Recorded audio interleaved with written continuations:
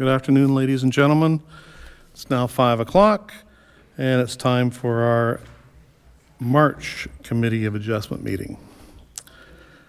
Everyone's information will generally deal with each application according to the order of the agenda. Extra copies are available on the back table there. Anyone present who wishes to speak in support or against an application, as well as anyone with questions, concerns, will have an opportunity to speak. The committee will then make their decision following each application.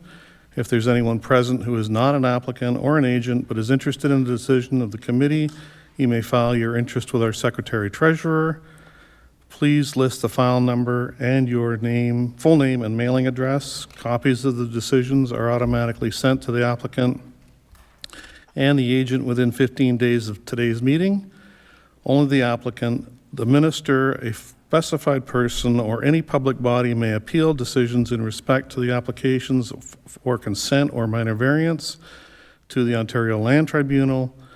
The decisions are final if there are no appeals 20 days after the committee's decision. May I please remind everyone that we're being recorded and live streamed, and to mute your devices, as well as if you wish to speak to an application, make your way to the podium at the time. Ensure your mic is on. State your first and last name for the record. The first order of business is determine if any members have any disclosures of pecuniary interest in these applications. You seeing none? Linda? No. Okay, thank you. Have all the members received the minutes from the previous meeting? Are there any errors or omissions? Hearing none. If not, I have a resolution before me. A mover and a seconder required, please. I'll move. Tim moves. Lisa will second. Lisa, thank you. So that we adopt the minutes of the previous meeting held Wednesday, February 21st, 2024, be adopted as circulated. All in favor? And that is carried. Thank you.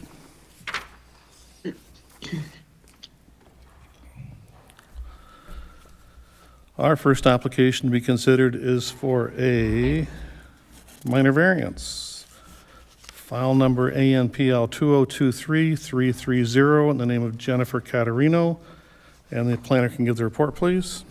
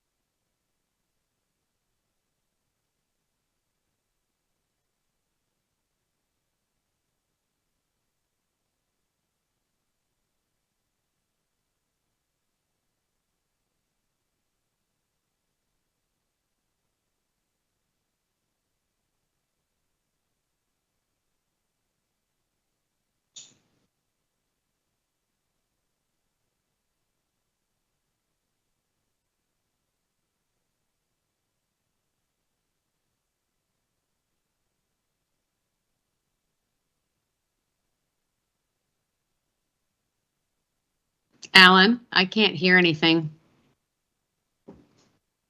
Okay, just a sec. Can you hear me at all?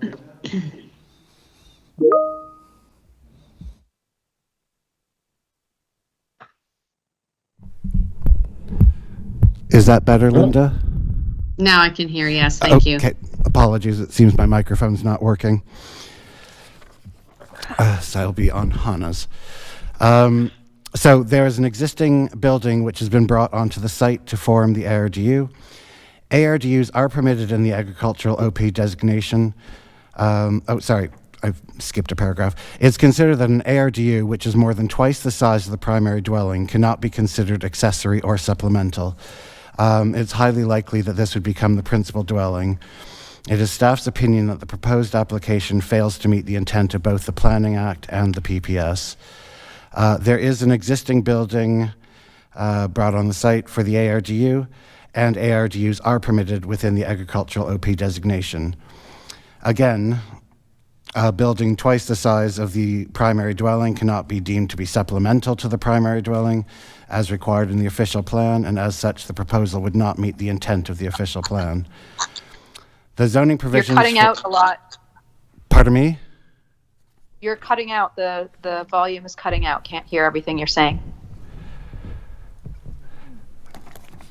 Okay. The I'll continue and just see. Let us know if there's still the problem. The zoning provisions for an ARDU in any zone are the same, up to a maximum of 75 square meters of usable floor area, located within 40 meters of the host dwelling, and a maximum height of 5 meters.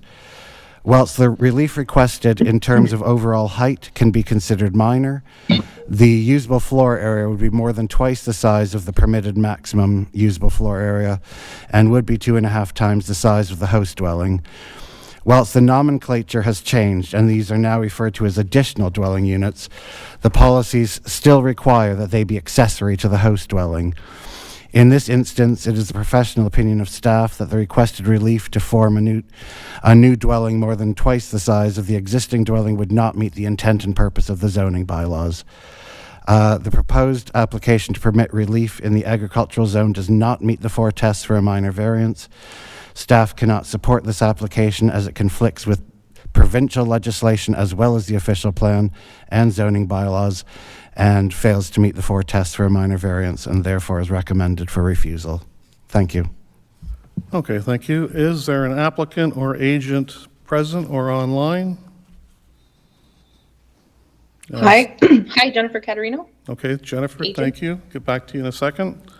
Any questions from the committee to the planner? Not at this time. Okay, does the agent have anything to add? Hi, yes, through the chair. I think there was probably a misunderstanding with the information that was provided. After reading the staff report and just listening to the presentation of staff, I just wanted to clarify that the existing ranch style house that's on the property, it's a brick building that's there. The total square footage is 2,100 square feet, which is equivalent to 195 square meters.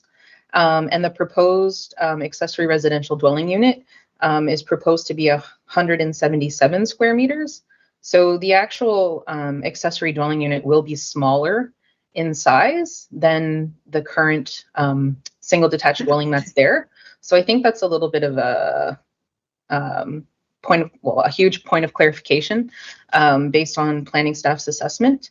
The other thing I wanted to mention was in the planning report, it identified that the application doesn't meet the intent of the Planning Act nor provincial legislation. And I just wanted to clarify a couple things with that. So the Planning Act does permit accessory residential dwelling units, and the Planning Act does set out 4 tests of a minor variance. Aside from that, there's nothing in the Planning Act about sizes. So the connection to the Planning Act and size is a bit of a misnomer. It's the tests of a minor variance that should be assessed. The other thing was the PPS also permits a range of housing options, and there are no sizes connected in the PPS. So essentially, the application is for an accessory residential dwelling unit, which is permitted by the PPS. So from my perspective, I do believe that this application is in line with the Planning Act and also in line with provincial legislation. The review of the official plan policies in the planning report seem to be really focused on the supplemental aspect of what accessory residential dwelling units are. I think you have to read those policies as a whole. And when you read the policies as a whole and the understanding, if you look up, since there is no definition of supplemental in the OP, Norfolk County's OP, if you look up what supplemental means, it's functioning in a supporting capacity. So this residential dwelling unit is a supporting unit on the property.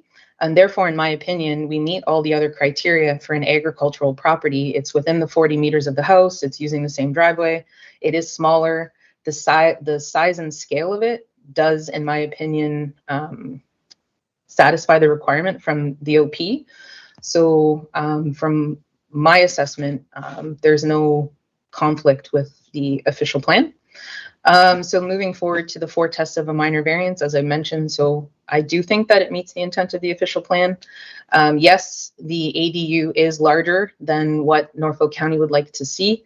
However, I think some consideration should be given to the fact that this is an adaptive reuse of a pretty modest size house that used to be in Long Point.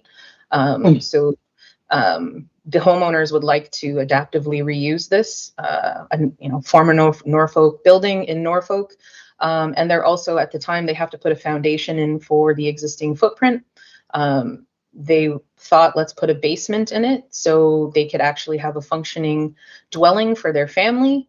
And at the end of the day, the impact of a basement is null, in my opinion, because you can't see it from the street. So to me, when assessing a minor variance in the 4 tests, it meets the intent, the footprint of the ADU without the basement, to me, is supportable. So if you add a basement and there's no impact for that, I don't really understand what the issue is.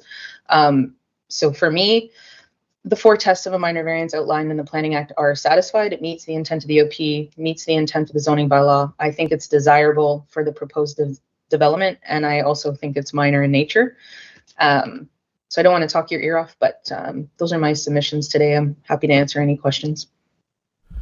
Okay, thank you. I do actually have a question because I went out and visited the site yesterday. So just going back to the very beginning of your presentation where you mentioned the house that is 2,200 square feet, that is not the house that you see from the street, correct?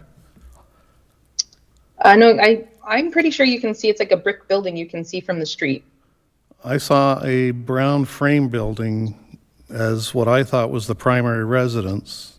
So maybe, I guess, by your description, I'm mistaken, as that's, I guess, not the primary residence. So I'm a little confused from my inspection.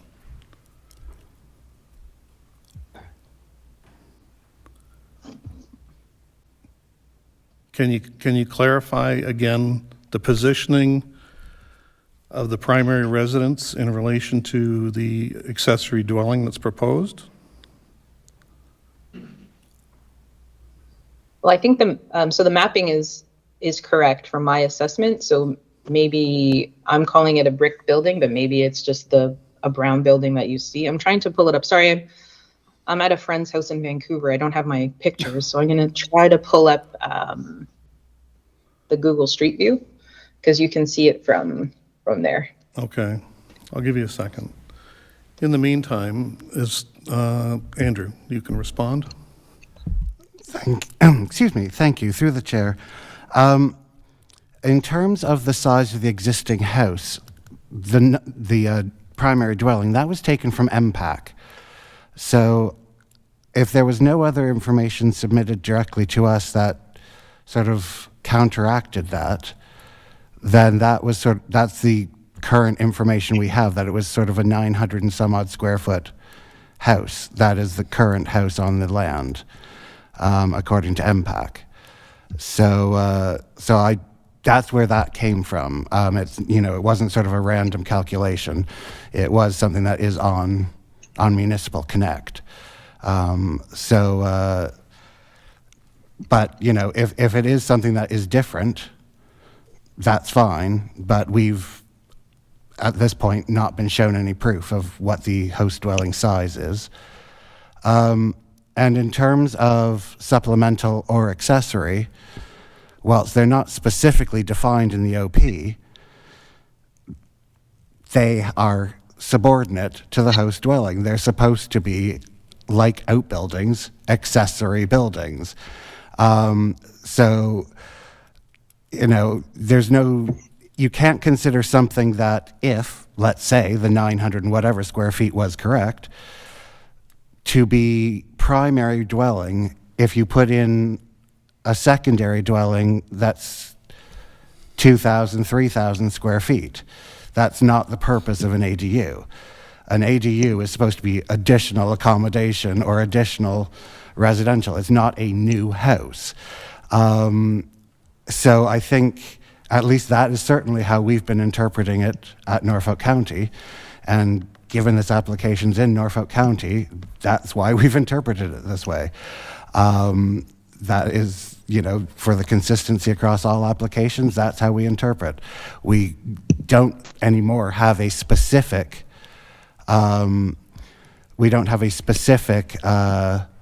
size, or ratio. I think at some point in time it used to be no more than 40% of the usable floor area or the gross floor area of the main dwelling. That's gone. So things have gotten bigger. But I think something that's 2 or 3 times the sort of list size of the host dwelling is really pushing the idea of it being accessory or supplemental. So I think that's pretty much all I would have to say on that. So, unless something is shown otherwise, that house is significantly larger, and if that was included in the information and I missed it, my apologies, but based on MPAC, it's 900 and, I don't think I have a specific number, but 900 and some odd square feet is what MPAC says for the main dwelling. So that's what the assessment was based on. Okay, the agent? I would like to make a comment if I could. This is Kim Ziegel, and I am also involved in this application. I just got a message from the owner, and they said that potentially that 900 square foot dwelling, there was previously a dwelling on that property that was her grandmother's house. And potentially that is where maybe the information came from on MPAC, where it was a smaller dwelling. I think in Norfolk's previous aerial mapping, you can see where that house was previously on that property.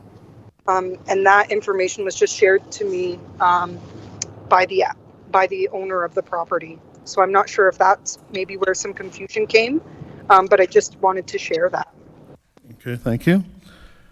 And through the chair, I don't know if you can see my screen, but I think this is the existing brick house that's there, the main single detached dwelling.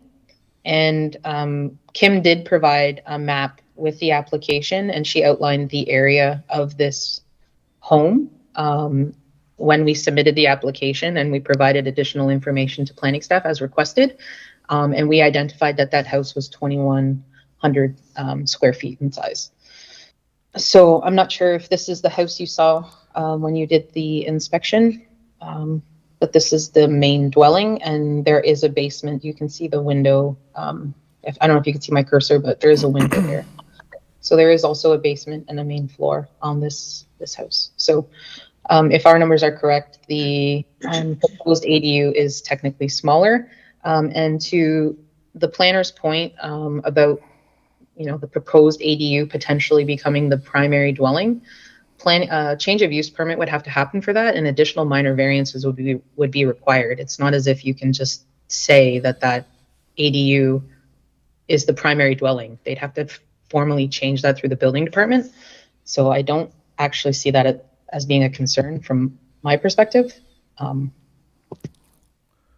yeah, and then this was the proposed accessory dwelling that's there. Okay, thank you. Any questions from the committee to Tim? Yes.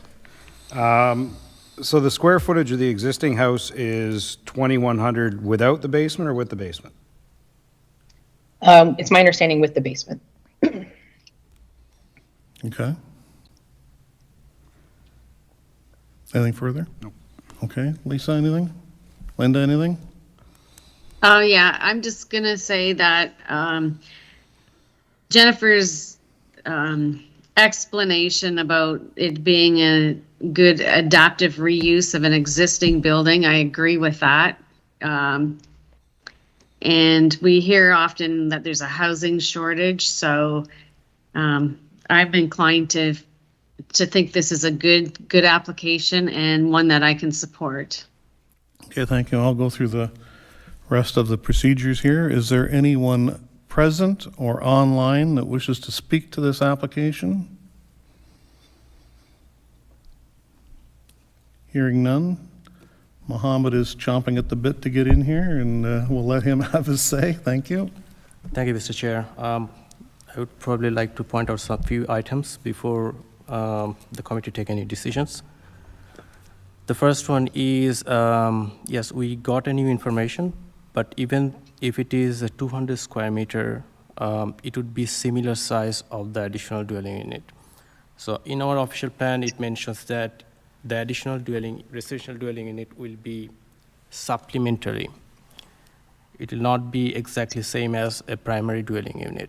So it has to be a supplemental of the primary dwelling unit. So it cannot be similar. And that's why there is a size requirement provided in the zoning bylaw. So in that perspective, it is not consistent with the official plan policy. From the zoning bylaw perspective, it is not consistent with the zoning bylaw, as Andrew has already mentioned, that it is more than twice of the size, which is almost similar. Like, I mean, if the new information is, if we think as correct information, then it would be at exactly or almost at the same size of the primary dwelling unit. So it does not meet the intent of the zoning bylaw requirement. Another item I want to point it out, I'm not sure if this information is available from the agent, what would be the total size of all accessory structure? In the map, we see that there are a number of accessory structure already on site. There are few of the structures, in fact. So the requirement for the zoning bylaw is it has to be 200 square meter in agricultural land. So if you consider the proposed one is 177 square meter, then if you add all other accessory structures, it has to be within the 200 square meter. I don't believe it is 200 square meter, probably more than, significantly more than 200 square meter.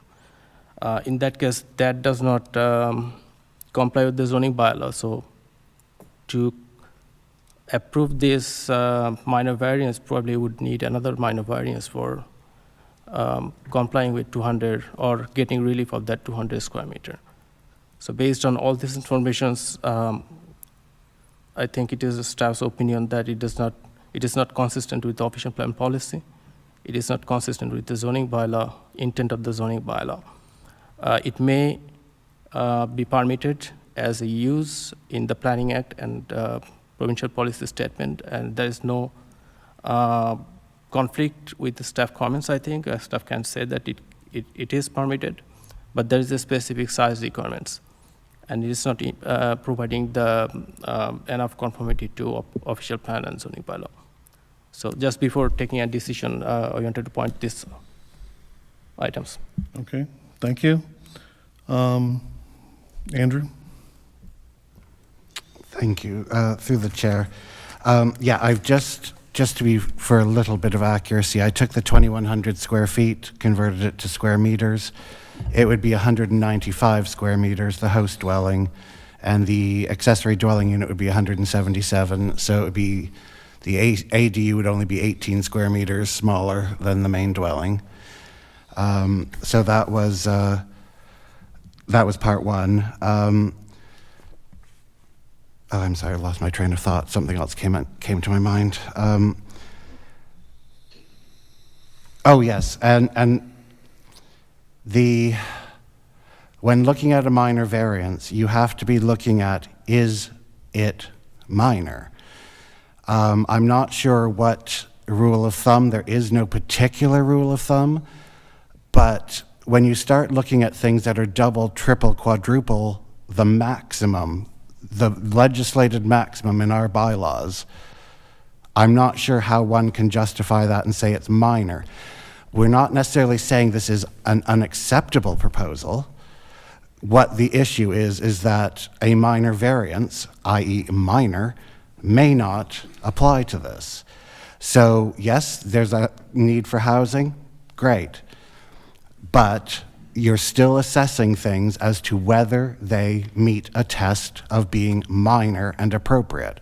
They might be appropriate because of the size of this lot and, you know, sort of the rural location, but you have to tread carefully if you're looking at something as calling it minor when you're doubling or tripling the actual stated maximum. That cannot be seen to be minor.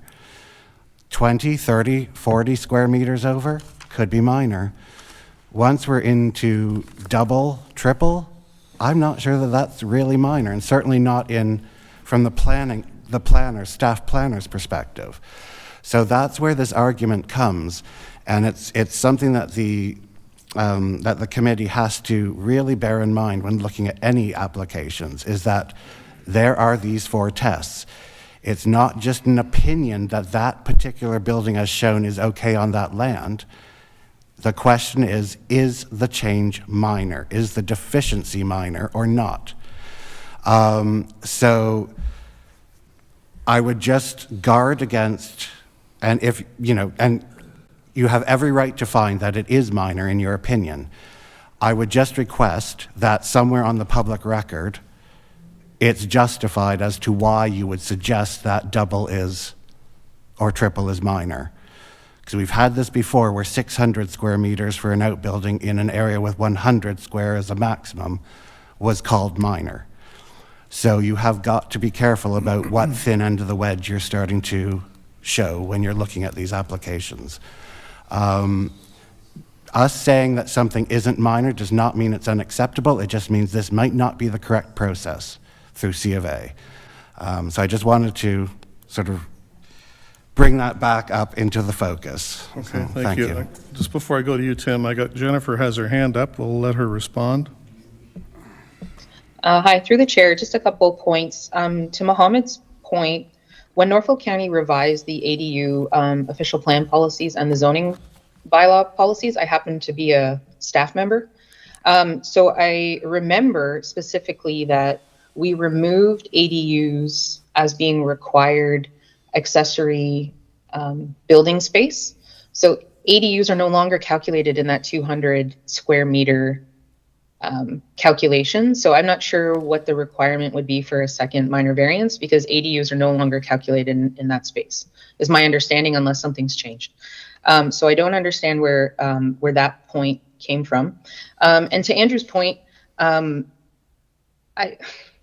minor is always the questionable test in the Planning Act, and you have to look at more than just it's more than just a numbers exercise. So it's like, what's the impact? So had this ADU not had a basement, we probably still needed a minor variance, and it would have been smaller. To add a basement and the house would be exactly the same, to me, the extra floor area is minor because there's no impact. There's no visual impact from the street. There's no impact on the site. It's minor in nature because the impact of that additional space is minor. There is no impact to anything on the property. So to me, I was always questioning when people would assess minor variance solely based on something being double the size of the requirement, because in reality, you have to look at what the impact of that is when you're assessing the 4 tests of variance. So I won't belabor the point, and the committee can make the decision they make, but I think in this case, the impact is extremely low. There are other policies in the OP that this application is completely supporting. You have to look at that as a whole. And the impact of this application is extremely low. And therefore, in my professional opinion, it is minor in nature. Okay, thank you. Tim? Yeah, so I guess that kind of answered a bit of my question, but my question was, what would the folks look at and doing like a crawl space under the house and then eliminating this giant square footage is my question. Oh, sorry, it's on, but okay. Oh, turned it on. Would the folks, I guess you kind of answered my question, but my question is would the folks look at doing it without the basement, like with a crawl space or something like that, if that seems to be the doubling the square footage to make it a problem?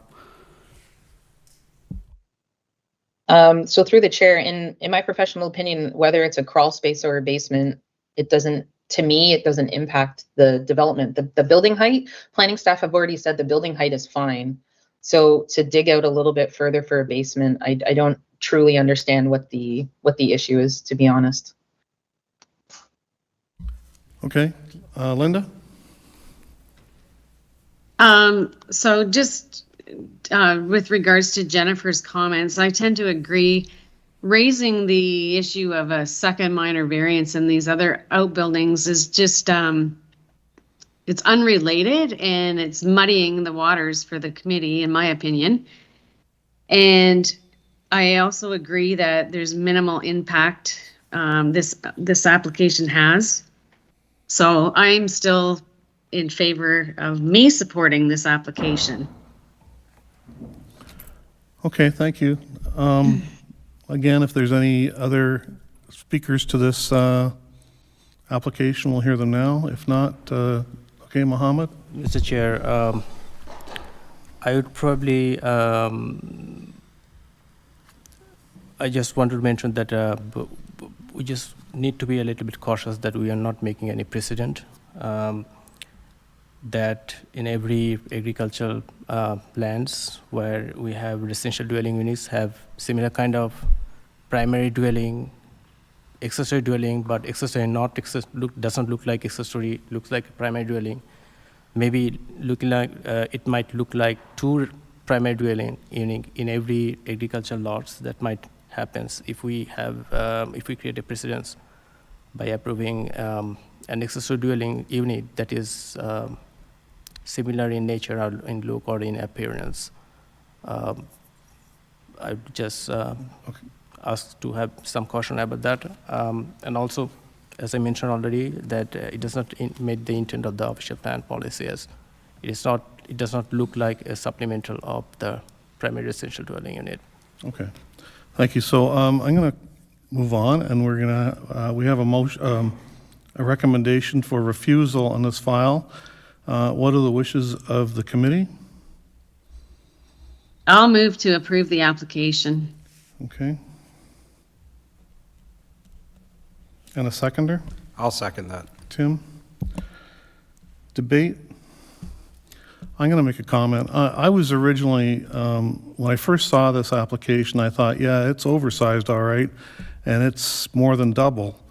And then that's why I went out and had a site visit. I'm still not clear on the primary residence. So I had originally thought from my site visit that I could accept it and approve it, but I'm not so sure now. So I'm going to move on the air of caution and not support the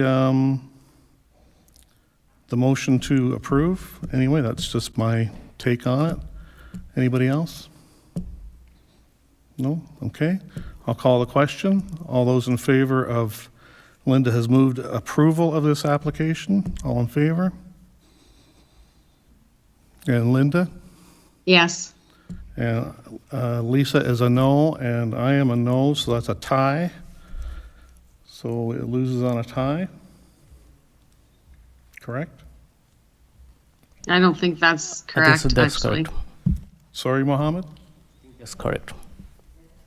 No, I don't think that is, actually. I think at the very least, Alan, then we should defer it, because I'm sure this issue came up on a previous application when I was the chair. Yeah. And I think the clerk had advised that we have to make a decision one way or another. So it can't be a tie and be defeated as a tie. So if we're unclear on the process, then my recommendation would be to defer it. Defer or refer? We get caught up in that terminology all the time.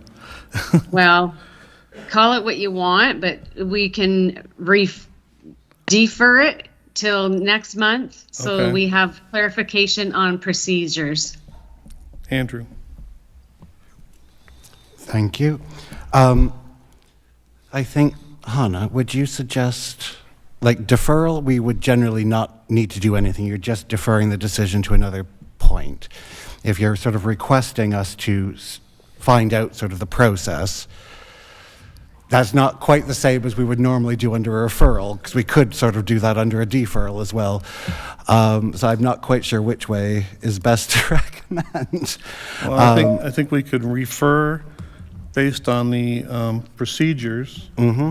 And also if we can get some more clarification on, some official clarification on the square footages and everything, the zoning bylaw and all that sort of thing. So,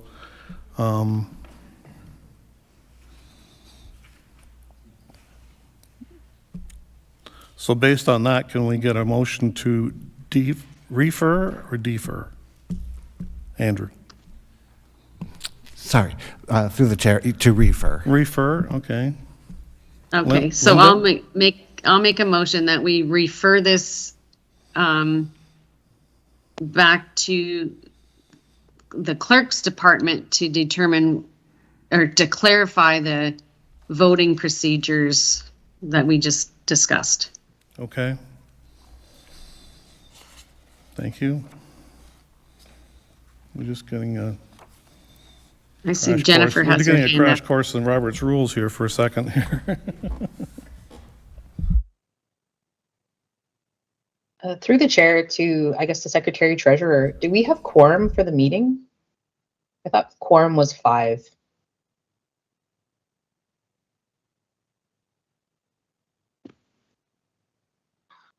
Is there only 4 members here today? No, we have, our committee only consists of 5 members.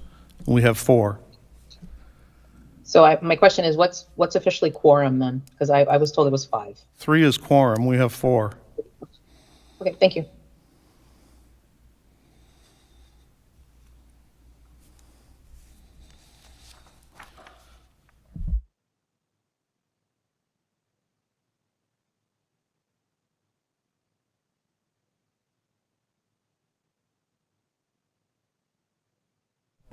Through the chair, if I might suggest a 5-minute recess if you'd like some time to review Robert's rules, Okay. if that is an option to the committee. Okay, we'll come back in 5. Oh, come on. You're kidding.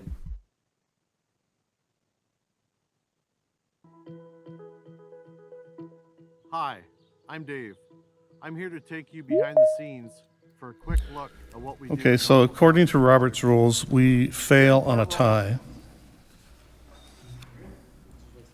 Therefore, if there's a tie before the chair votes, the chair votes he is or she voting in affirmative, causing the motion to be adopted. So, you know what that is.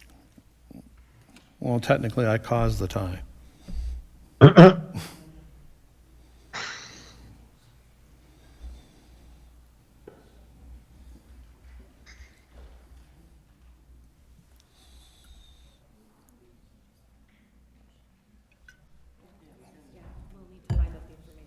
Okay, we're going to, like I said, refer this so the clerk can rule and we can finalize the square footage and such, okay?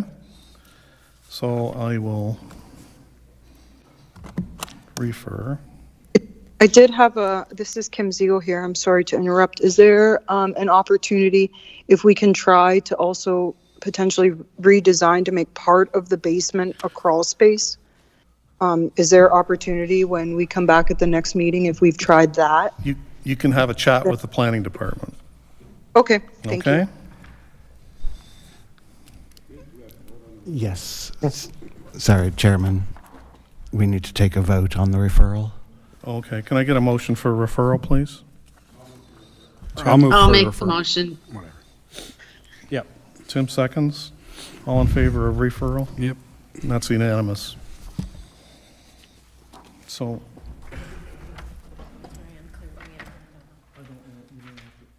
So this is a tie, so then the referral was carried. So we'll have to fix my chicken scratch. Okay. All right. Okay, moving on. That was exciting. File number AMPL 2024-409 in the name of Deborah and Peter Mothy, thank you. And the planner can give the report. Thank you. Through the chair, an application has been received to seek relief of approximately 8 meters in lot frontage to allow a lot frontage of 7.027 meters, 9.9% in lot coverage to allow a total lot coverage of 24.9%, 0.97 meters in front yard setback to allow a front yard setback of 5.03 meters, and 5.35 meters in rear yard setback to allow a rear yard setback of 3.7 meters to facilitate the rebuilding of an existing vacation home. The subject lands are located to the south of Walter Street, which to the front of the application site, to the direct front and to the northwest of the application site is a private right-of-way. However, since the previous submission and refusal, which was ANPL 2023-199, there is now approximately 7 meters of frontage onto a section of publicly maintained road. The status of this section of Walter Street was evaluated through legal counsel, and as this section of road was maintained at public expense, for instance, snow shoveling, a previous law stated that any private roads which were maintained at public expense prior to January 1st, 2003 would be deemed to have been assumed by the municipality. Any roads maintained after this date required a bylaw for the municipality to assume their ownership. So the subject application will facilitate the reconstruction of an existing vacation home. It's staff's opinion that the proposed application would meet the intent of the Planning Act, the provincial policy statement, as well as the official plan. I have noted that I need to note that the zoning bylaw considerations section within the published report seems to be the one from the previous report. I do have a copy of the original of the revised version, but for some reason it didn't make it into the actual published report. So the public notice, though, that went out and that you've seen and is the proposal here is correct, and the relief sought is considered to be minor and appropriate for this part of Turkey Point. The issue previously with the lack of frontage has been resolved, so it is staff's professional opinion that the proposal meets the 4 tests, and as such, it's recommended for approval. Thank you. Thank you. Is there an agent or an applicant on site? And yes, there is. Dave, welcome. We'll get back to you in a second. Is there any questions from the committee to the planner? Hearing none. Does the applicant have anything to add?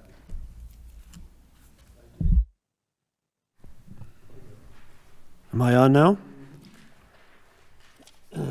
Okay, can I ask a question of Andrew first? So I gather from what you said about the report, all of the information on page 4 from the zoning administrator is now being stricken because it's horribly incorrect. Yes, And through the chair. Yes, that was a editing issue. I had the full zoning section redone, evaluating everything as it's supposed to be, including with the new section saying it does meet and it should be recommended for approval and can be supported. And for some reason that didn't make it into what actually got published. So my apologies for that, and my apologies for any confusion with that. But yeah, at the beginning of the report, it was clear with the recommendation for approval. So Okay, thank you. As you know, in November, you refused my application, and I appealed it to OLT. In preparation for that, the lawyer that I retained told me that all I had to do to declare Walter Street as a public road was prove that it was maintained by the municipality prior to 2003, which I've done. I have 14 affidavits that I've collected, ranging from previous owners of 13 Walter, previous owners of 15 Walter, a former mayor, the former director of public works, former roads foreman, and oodles of public works employees who all have sworn out affidavits saying that not only was Walter Street maintained by being plowed and shouldered and potholes filled and whatnot, but it was also maintained right to the fence in front of my client's property. So their entire frontage is maintained. However, because of where we are today, I'm not pushing that fact because of the cost associated with that. But we have been able to negotiate with the municipality, and Norfolk County has accepted through their council, their legal counsel, that because the paved portion was obviously maintained, that gives my client 7 meters of frontage. However, I can prove that the entirety of it was maintained. Yeah, okay. But there's a cost associated with that, and we're withdrawing from that. Okay. Only because county staff have indicated that they would support this application that we're bringing forward today. So we do have all of that proof, but I don't need to use that now, so I have actually withdrawn our OLT appeal because county council has suggested to me that we can move forward with this application, and that's a tremendous cost savings to both my client and to Norfolk County ratepayers. So that's where we are, and I just want to express thanks to Norfolk County's legal counsel and to staff for seeing the way clear to move this forward without having to go through the whole OLT procedure. Okay. Okay? Thank you, David. I'm here for any questions. Okay. We'll go through our Sorry? We'll go through our spiel here. Is there any questions of the committee to the applicant or agent? Is there anyone present online or here in this room that has anything to add to this application, that wishes to speak to this application? Hearing none, we have a recommendation for approval. What are the wishes of the committee? I move to approve. Tim moves to approve. And Lisa will second. Lisa will second. So file number ANPL 2024409 in the name of Peter and Deborah Mathe. In accordance with Section 45(1) of the Planning Act, the requested relief is considered appropriate for the proposed development, minor in nature, maintains the general intent of the official plan and the zoning bylaw, and that no public input was received and therefore has not been considered as part of this application. All in favor? Linda? Yes. Thank you. And David, that's unanimous. Thank you very much. Took us a while to get here, but It did, but we're here. Congratulations. Thank you. Thank you. Okay, file number ANPL 2024014, Robin Posts. And the planner can give the report, please. Thank you. Through the chair, an application has been received to convert an existing detached accessory structure, specifically a garage, into a detached additional residential dwelling unit, or ADU, requiring relief of 45.8 square meters from the maximum permitted usable floor area of 75 square meters to permit a total usable floor area of 120.8 square meters. The subject lands are designated and zoned agricultural. They have an area of approximately 3.5 acres, which is a little bit larger than what we typically see, but it's a kind of older historic lot, probably a retirement lot, with an area of kind of cultivated portion to the east. The subject lands are occupied by a single detached dwelling, 2 detached garages, a workshop, a coverall, and a portion of cultivated land. Included in the submission package is a planning justification report in attachment 1 to give a brief overview of the applicable planning policies outlined in greater detail in my report. So section 1.1.4a and 1.1.1b of the PPS provides guidance on how both rural areas and communities can be supported by building upon rural character, leveraging rural amenities and assets, and accommodating a mix of housing types. RDUs are permitted as of right through section 533 of the official plan. And section 6.7.1 outlines policies for rural areas, specifically agricultural land, highlighting agricultural land must be protected, and the main threat to the preservation of the rural character lies in the potential influx of large numbers of incompatible uses into the agricultural area. The extent of rural non-farm growth should be limited to a certain degree. So, and just noting that is part of what impacts my professional opinion as a planner. It's my opinion the relief requested for usable floor area can be understood as meeting the 4 tests due to the amount of relief requested being relatively small, the proposal being comparable to other applications in similar contexts.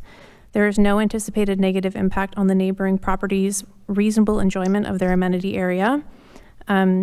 Partially that's due to the ARDU meeting all the other provisions of the zoning bylaw, so it's just the usable floor area that's being affected. The rural character of the agricultural area is maintained, so it's not existing in the front yard, the required front yard of the lot. And the location conserves existing amenity space and potentially agriculturally productive land on the property while reutilizing existing detached structure. So for those reasons, I am recommending approval. Thank you for your time, and I'm available for any questions. Thank you. Is there an agent or applicant present or online? Okay, thank you. Any questions of the committee to the planner? Does the agent or applicant, you have anything to add? Nothing? Nothing? He says he's very appreciative and has nothing to add. Is there anyone present or online that wishes to speak to this application? Hearing none, we have a recommendation for approval. What are the wishes of the committee? Lisa will approve. Lisa moves to approve. I'll second that. There you go. And Linda, thank you. So file number ANPL 2024014 in the name of Robin Post. In accordance with Section 45(1) of the Planning Act, the requested relief is considered appropriate for the proposed development, minor in nature, maintains the general intent of the official plan, the zoning bylaw, and that no public input was received and therefore has not been considered as part of this application. All in favor? Tim, Lisa, Linda? And myself, Yes. and that's unanimous. Thank you. Okay, next up is file number ANPL 2024019 in the name of 2079095 Ontario Limited, and the planner can give the report, please. Thank you. Through the chair, an application has been received to recognize deficiencies created through severance application BNPL 2023-176 requiring relief of 13.59 hectares from the minimum permitted lot area of 40 hectares to permit an agricultural lot of 26.41 hectares. The subject lands are located on the southern side of Concession 2 Woodhouse, north of Highway 6, at the junction of Highway 6 and Concession 2. Is located to the east of Port Dover and has a frontage of 591 meters, varied depth, and a total lot area of 26.41 hectares. There's an existing building on this site. The site was formed through a severance application, which removed this section of agricultural land, both in zone and designation, from the remainder of the land, which was in urban residential and urban residential use and designation. The subject lands were reduced in lot through that application. LPRC has stated that the proposal, given it's a technical matter due to previous severance, is consistent with Section 3.1 of the PPS. And it is staff's opinion that the proposed application would meet the intent of the Planning Act, the PPS, as well as the official plan. So the severance application was permitted by committee on September 20th, 2023. And as previously noted, there's a deficiency of 13.59 hectares from the minimum permitted lot area of 40 hectares. Whilst this could be considered a significant reduction in size, given the other half of the lot prior to the severance was both within residential zone and residential designation, this is the maximum agricultural lot size the lot could reasonably be. As such, the relief sought is considered minor and appropriate in this situation. In summary, it's the professional opinion of staff that the proposed development meets the overall intent and purpose of the zoning bylaw, and as such, this file is recommended for approval. Thank you. Thank you. And is there an applicant or agent present? Mr. Lennox, thank you. Any questions of the committee to the planner? Do you have anything to add, Mr. Lennox? No, he has nothing to add, he says. Is there anyone present or online that wishes to speak to this application? Hearing none, we have a recommendation for approval. The wishes of the committee are?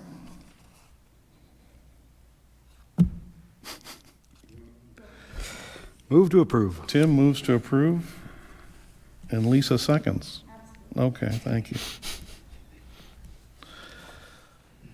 File number ANPL 2024-019 in the name of 207-9095 Ontario Limited. In accordance with Section 45(1) of the Planning Act, the requested relief is considered appropriate for the proposed development, minor in nature, maintains the general intent of the official plan and the zoning bylaw, and that no public input was received and therefore has not been considered as part of the application. All in favor? Tim, Yes. Lisa, Linda, thank you, and Yes. myself, and that's unanimous and approved. Okay, next up is file number BNPL 2023-398, Elder Plans, Inc., and the planner can give the report, please. Thank you. Through the chair, if it's okay to combine the severance and corresponding minor variance application as one? Is that okay with the chair and committee? Is it okay to combine both of the applications? Yes, okay, thank you for confirming.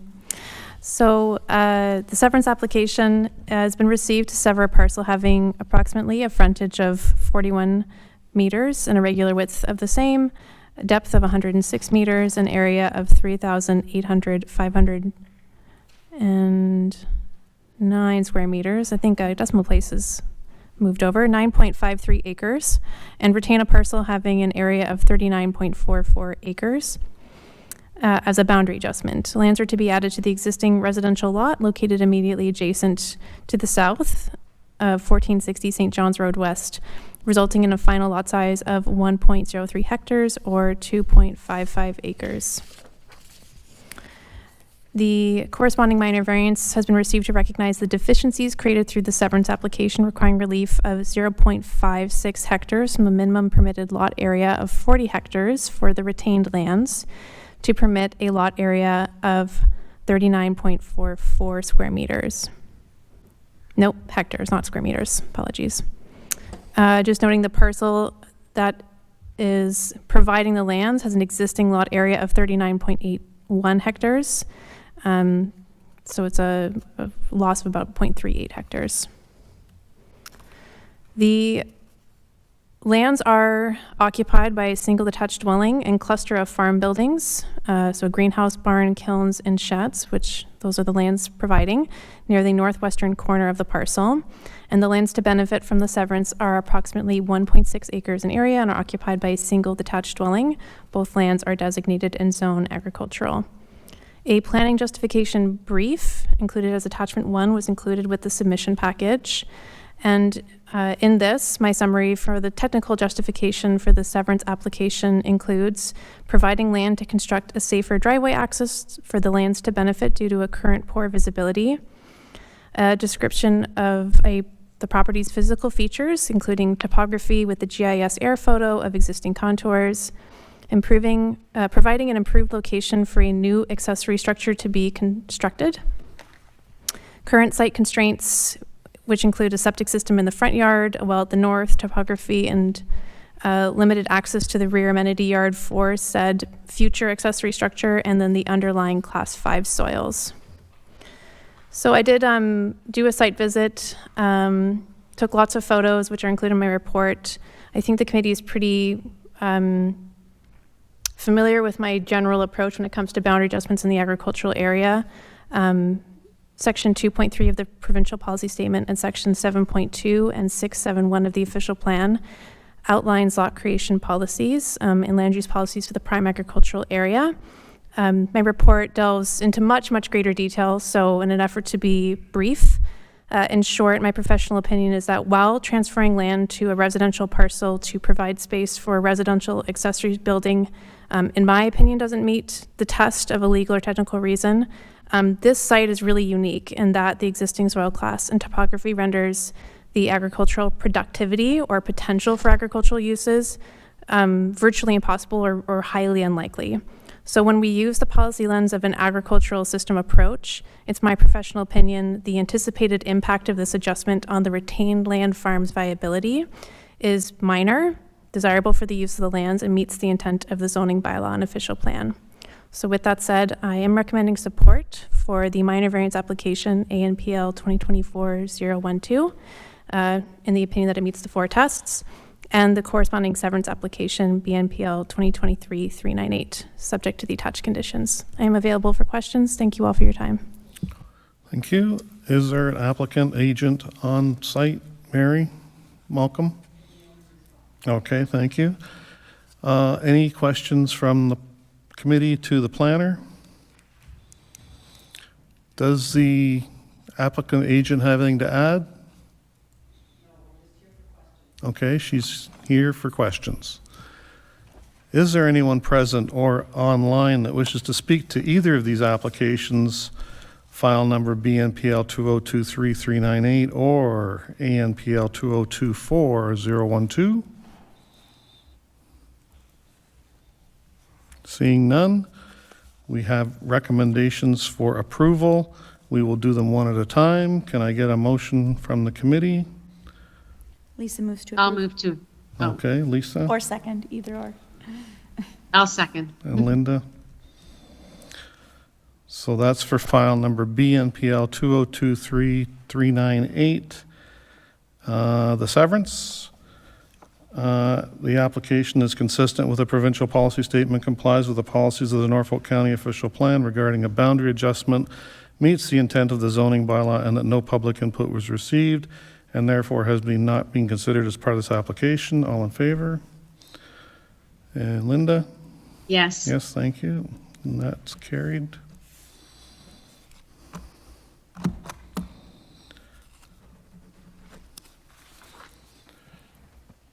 And file number ANPL 2024-012, the minor variance. Mover and a seconder. Tim. And Lisa. I'll second. Lisa beat you. Okay. Anyway. File number ANPL 2024-012, Elder Plans Incorporated, in accordance with Section 45(1) of the Planning Act, the requested relief is considered appropriate for the proposed development, minor in nature, and maintains the general intent of the official plan, the zoning bylaw, and that no public input was received and therefore has not been considered as part of this application.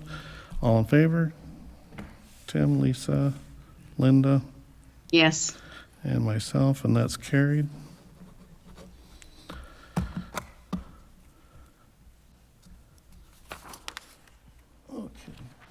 Okay, thank you. And next up, we'll just take a file number ANPL 2023-400 in the name of Elder Plans, and the applicant can, or the agent, the planner can give the report, please. Thank you. Through the chair, is it possible to combine the two together for the presentation? Yes, please. Thank you. So consent application BNPL 2023-399 seeks to sever a parcel having a frontage and width of 18.32 meters, a depth of 24.54 meters, and having an area of 450.93 square meters or 0.11 acres, and retain a parcel having an area of 1,581.65 square meters or 0.39 acres.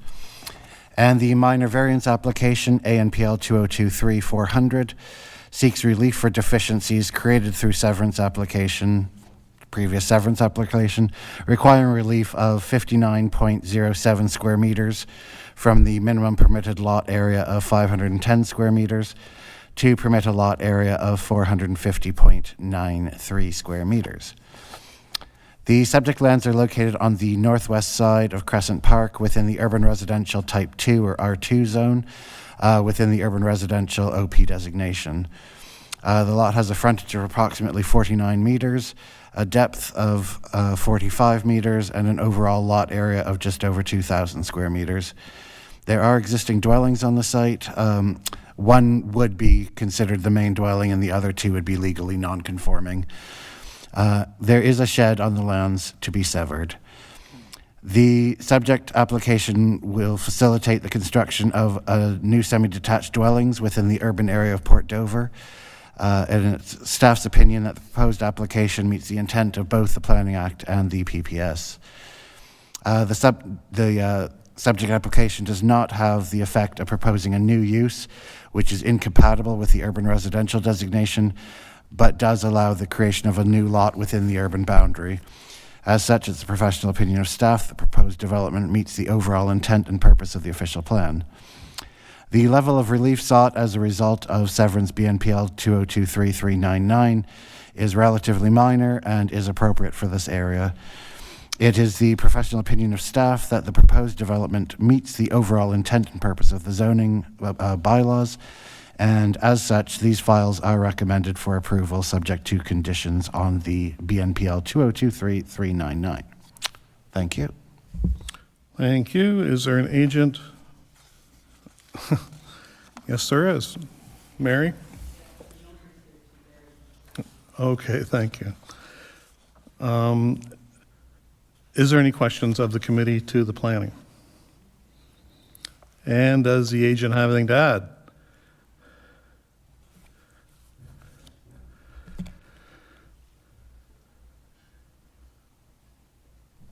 I was just going to add that this lot did exist before. After the house that was on it burned down, everything merged in title. So we're just putting it back to the lot that it was there before. How long ago? Larry? Just curious. 7 or 8 years. Oh, okay. Thank Just you. curious more than anything. Yeah. Okay. Any questions from the committee of the agent? Is there anyone present or online that wishes to speak to this application, either of these applications? Yeah, my name's Dan Ciotti. I live across the street. Okay, I Dan? had a couple. Yeah, I got a couple questions. So, this was always one parcel. I mean, if the house that was there burnt down, you wouldn't need to do any severance or variances. You just build on the existing lot. It wasn't an existing lot. It was one big parcel of land. So let's get that straight. The other thing is, one lot, now they want to put two residences. They want to put a duplex.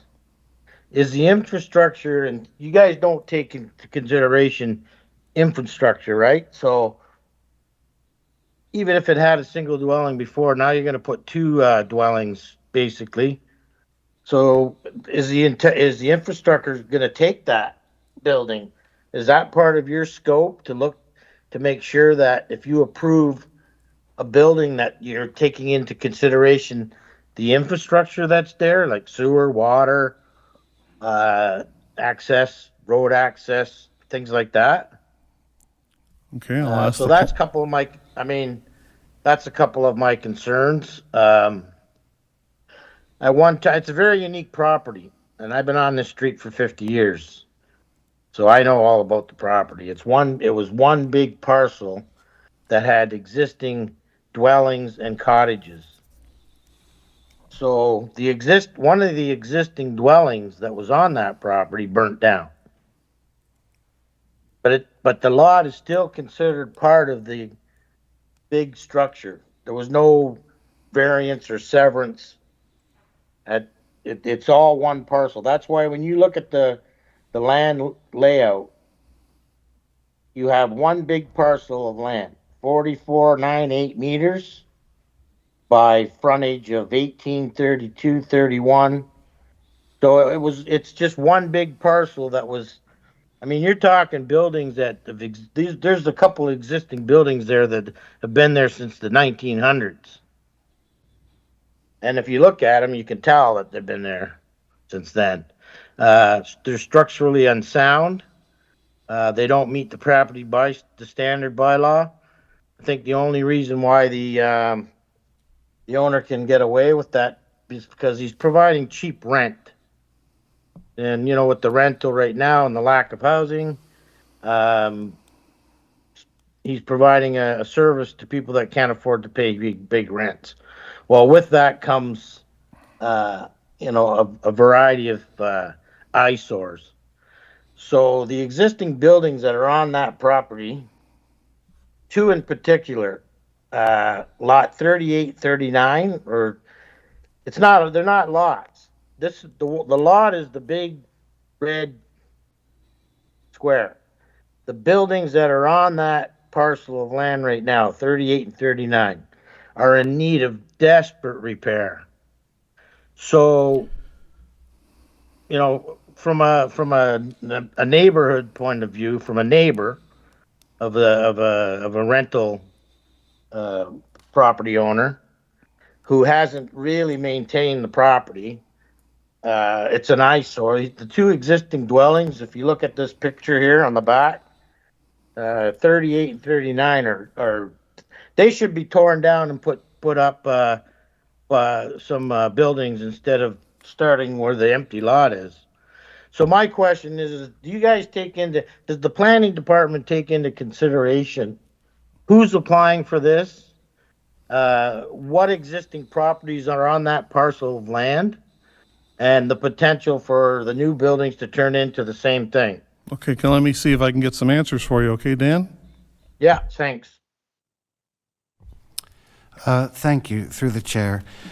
Yes, in terms of the servicing for sewerage, water, all of that, development engineering are circulated as part of this, and if they require any specific information or additional studies, those will have been added into the suggested conditions at the end of the report.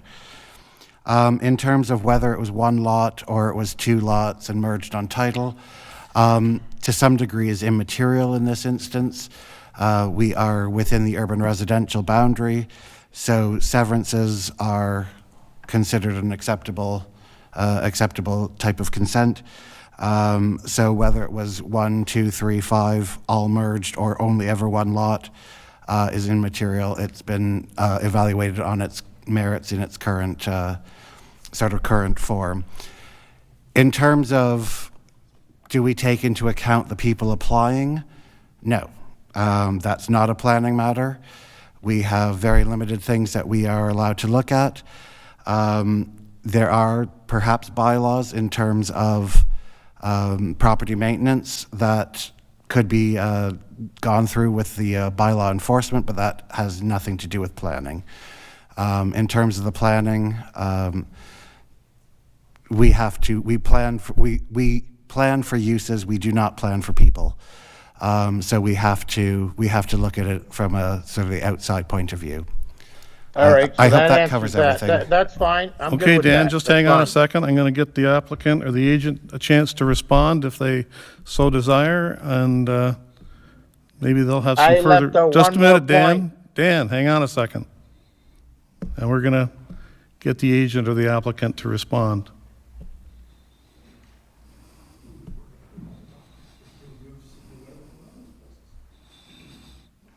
Okay, Mary, go ahead. Thank you so much. I just wanted to check with the owner that they are planning to upgrade the facilities that are there. It's just this is the start. So they have been working on roofs on the buildings and other things to keep the maintenance up. Thank you. Okay. Okay, thank you. Does that, I hope that Yeah, answers all your questions, Dan? I mean, for me, two brand new buildings across the street from me only improves my property value. It's nothing to do with that.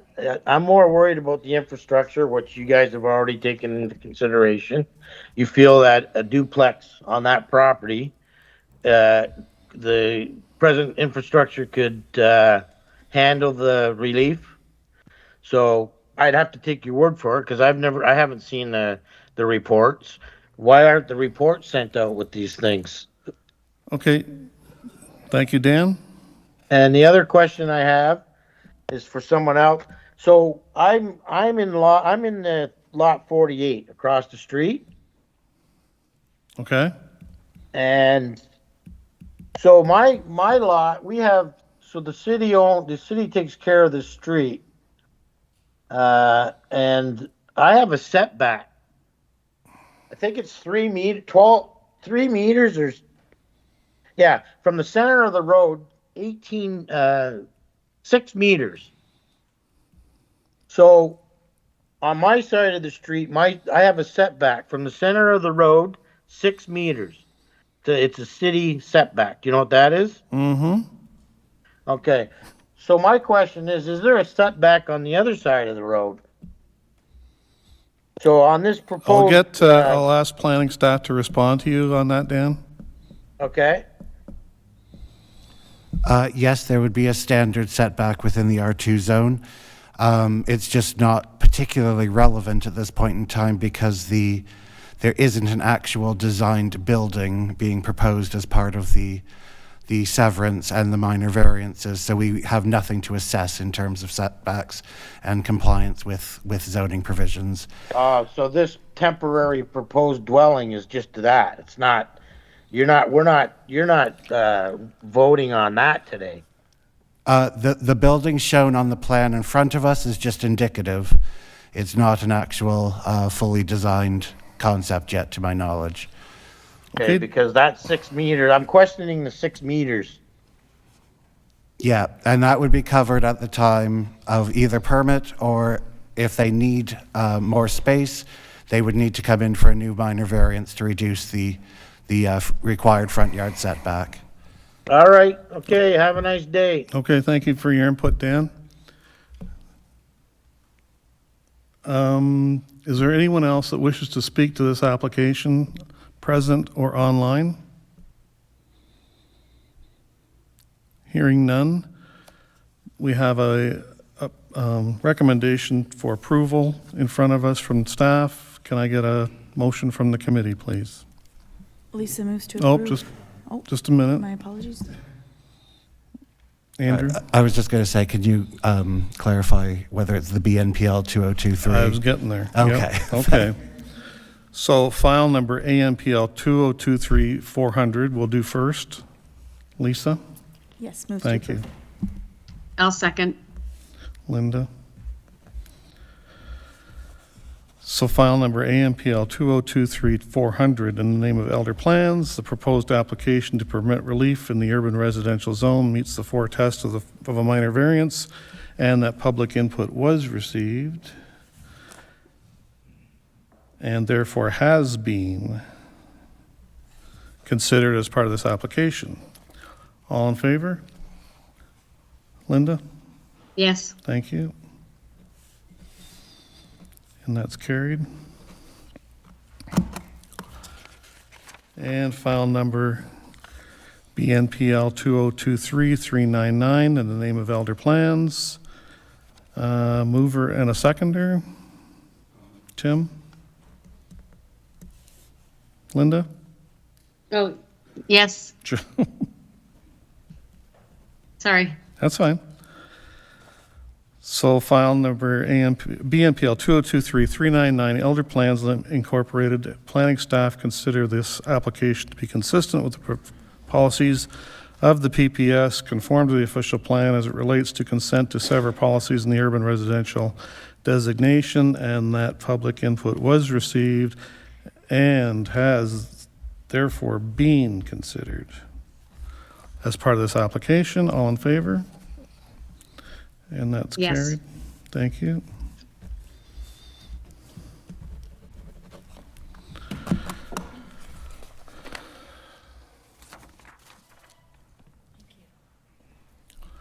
Okay, next up is file number BNPL 2023-365 in the name of Skylar Farms Incorporated, Limited, please, and the planner can give the report.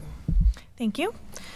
Through the chair, an application has been received to sever a parcel having a frontage of approximately 34 meters, a maximum width of approximately 34 meters, a depth of approximately 102 meters, and having an area approximately 0.35 hectares, and retain a parcel having an area of approximately 18.4 hectares, apologies, as a severance of a dwelling made surplus through farm amalgamation.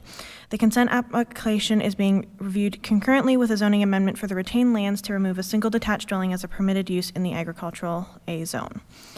The subject lands are located on the east side of Culver Road, just north of the intersection of Culver Road and Concession 14 Townsend. The lands are currently farmed and contain a single detached dwelling and 2 barns.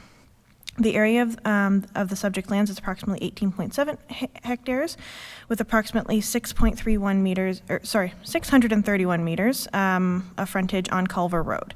The subject lands are zoned agricultural and hazard lands and are designated as agricultural and hazard lands as per the official plan. Staff have evaluated the farming operation and determined that the proposed severance meets the definition of a resident surplus to a farming operation as the result of farm amalgamation. Based on the GIS mapping and a site visit, there appears to be a hydro line crossing the lands to be severed, serving the retained lands. This intersection will need to be severed, with both the severed and retained parcels receiving separate hydro provision. The applicant has proposed a lot size which exceeds the minimum lot size of 2,000 meters squared, as stated in the zoning bylaw, by approximately 1,500 meters squared. However, this lot size accommodates the existing driveway septic bed and minimum lot frontage requirements.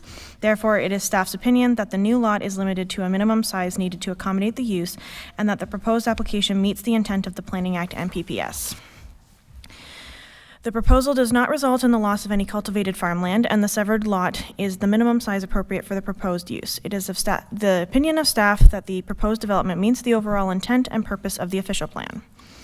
The proposed several parcel is located completely within the portion of the land zoned agricultural, with only the retained cultivated farmland being located within the hazard land zone. No deficiencies in the zoning bylaw have been identified. It is the professional opinion of staff that the proposed development meets the overall intent and purpose of the zoning bylaw. In conclusion, staff consider the subject application to be consistent with the policies of the PPS and conform to the official plan as it relates to consent to sever policies in the agricultural designation. Staff support this application. I recommend that it be approved subject to conditions. Thank you. Thank you. Is there an agent or applicant? Okay, just a second, we'll get back to you. Is there any questions of the committee to the planner? Does the agent have anything to add? Through the chair, no, we're supportive of staff's recommendation and we're available for any questions. Just your name for the record. Mitchell Baker, Okay. Land Pro Planning Solutions. Thanks, Mitchell. Is there anyone present or online that wishes to speak to this application? Hearing none, we have a recommendation for approval. What are the wishes of the committee? Lisa moves to approve. Thank you. And Tim? File number BNPL 2023-365 in the name of Skylar Farms Incorporated Limited. This application is consistent with the provincial policy statement, complies with the policies of the Norfolk County official plan regarding the creation of a lot in a rural area, meets the intent of the zoning bylaw. No public input was received and therefore has not been considered as part of this application. All in favor? And that's carried.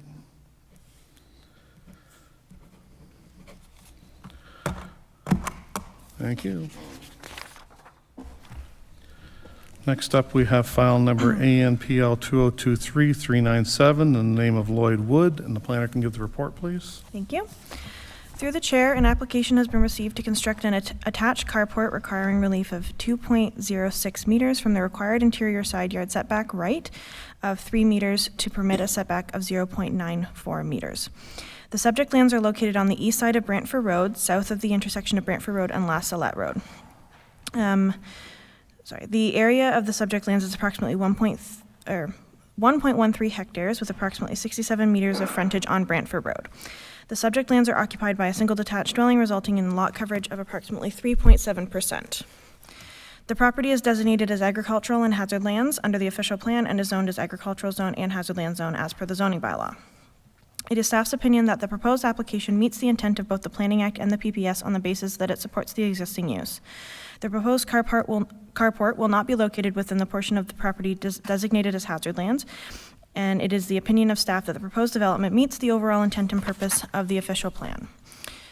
The proposed carport is intended to be in addition to the existing dwelling and located only within land zoned as agricultural. Staff have reviewed the overall context of the site and are of the opinion that the decreased setback is minor in nature and does not impact the neighboring property. It is the opinion of staff that the proposed development meets the overall intent and purpose of the zoning bylaw. In conclusion, the proposed application to permit the construction of a carport requiring relief of 2.06 meters from the required interior side yard setback in the agricultural zone meets the 4 tests of a minor variance. Staff supports this application and recommend that it be approved. Thank you. Thank you. Is there an applicant agent present or online? No. Any questions of the committee to the planner? Is there anyone that wishes to speak to this application presently or online?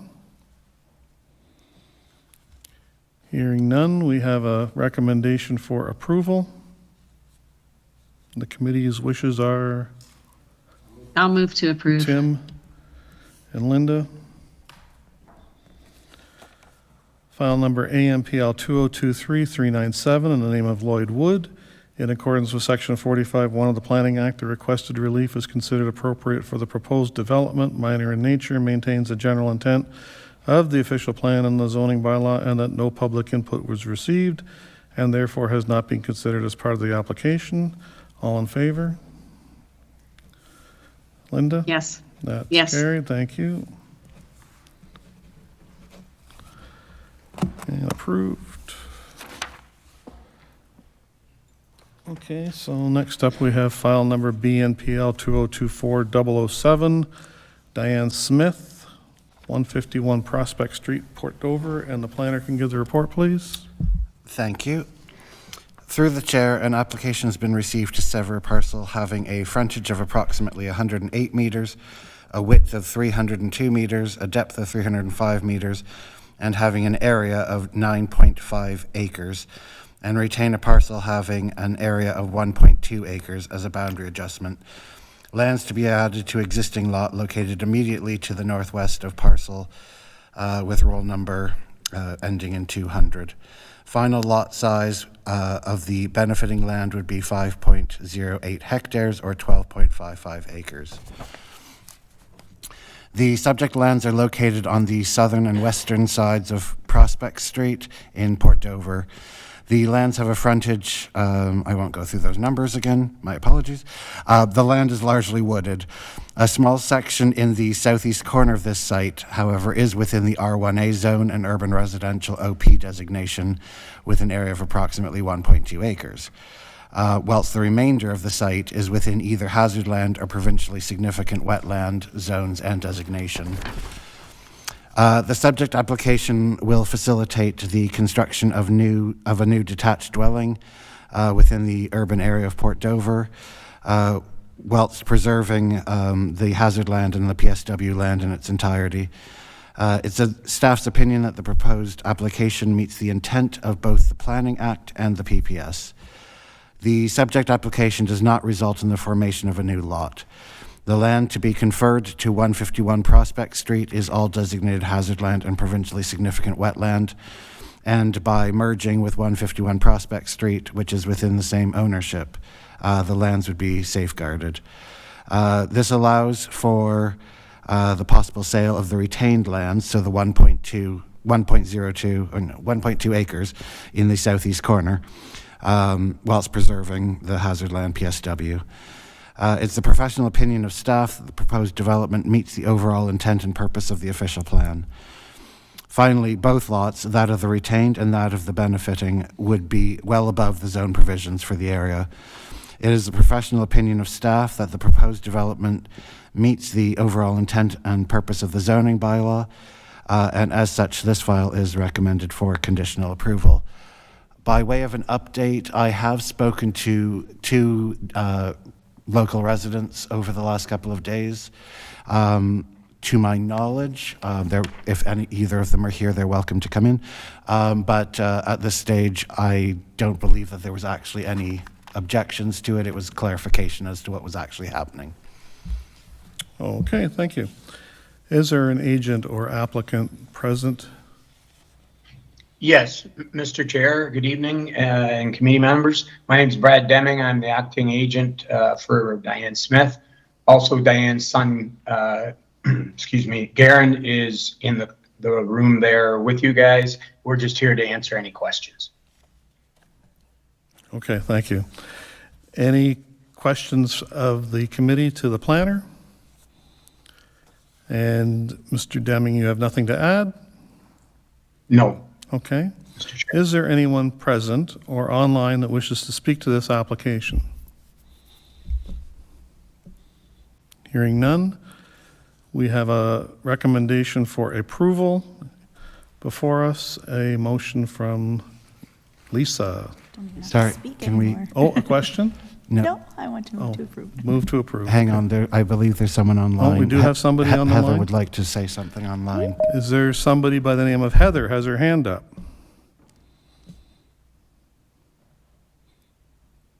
Hello, Heather?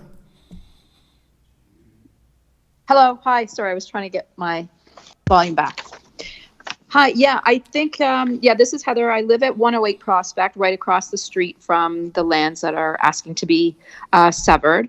And I think that Andrew did answer most of my questions yesterday and concerns. So I guess we do have the property owners here. So I guess just saying, like, the intent is just to sort of protect that hazard land and sensitive land and make it part of the land that you reside on. You agree with that, Andrew? That's my understanding. Perhaps Brad Yeah. or the owner would like to confirm, but. Brad, would you like to comment on that, please? Yes, you're correct. That's exactly the intent. That property is going to the original owner, which is Diane Smith, and they are just proposing to sell off the small lot at the southeast end. And by keeping it, it will not be developed or nothing can happen there anyway because it's hazard land. Okay. All right. And so I think I was part of the committee meeting. I said to Andrew a couple mayors ago where that corner was severed and changed so that they could build on it. So that's now the purpose is so that they can sell that and then have the hazard land, sort of that conservation type land, very much part of being protected. So it just allows them to sell that corner and have the rest be part of the Smith's property that runs down towards the waterfall and towards Clonmel. Okay, thank you. Through the chair, yes, that's correct. Okay, perfect. Thank you very much. I appreciate that. Okay, thanks for your input. Is there anyone else present or online that wishes to speak to this application? Hearing none, we have a motion or a recommendation to approve, and Lisa, I believe, Would like to move to approve. would like to move to approve. Thank you very much. I'll second. And Linda, thank you. Yeah. So file number BNPL 2024-007 in the name of Diane Smith. The planning staff consider the application to be consistent with the policies of the PPS and conform to the official plan as it relates to consent and sever policies in the urban residential designation, and that public input was received and therefore has been considered as part of this application. All in favor? Linda? Yes. Thank you. And that is carried unanimously and approved. Thank you, Mr. Chair and committee members. Thank you. Thank you. Thank you. Okay, next up is file number ANPL 2024-042 in the name of Benjamin Gammon. And the planner can give the report, please.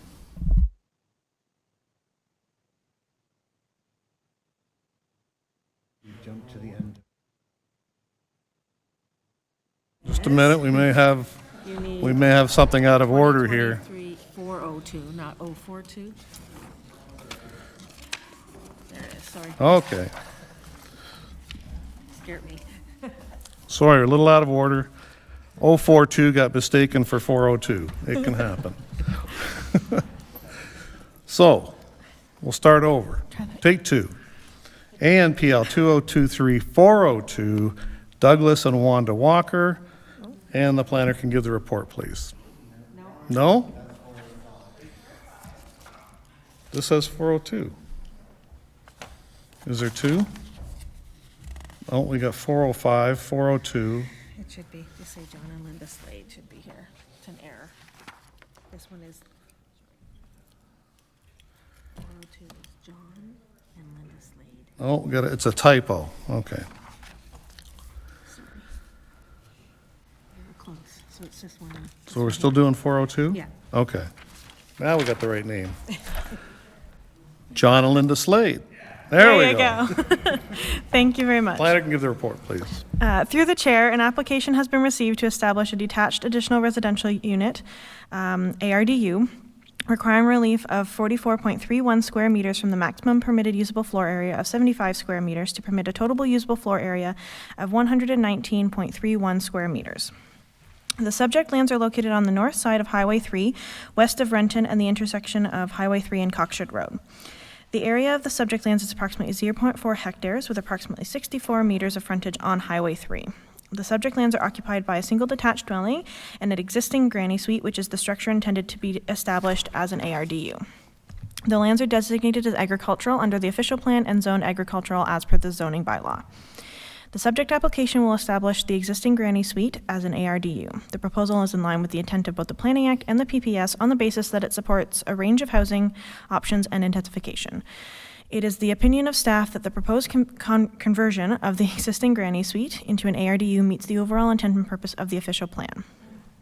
Given the reuse of an existing granny suite, the size of the ARDU within the application lands is considered appropriate, and the level of relief sought in terms of usable floor area can be considered minor.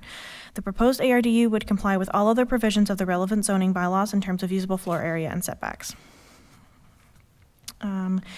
The proposed application to establish a detached additional residential unit, ARDU, requiring relief of 44.31 square meters from the maximum permitted usable floor area of 75 square meters to permit a total usable floor area of 119.31 square meters in the agricultural zone meets the four tests of a minor variance. Staff support this application and recommend that it be approved.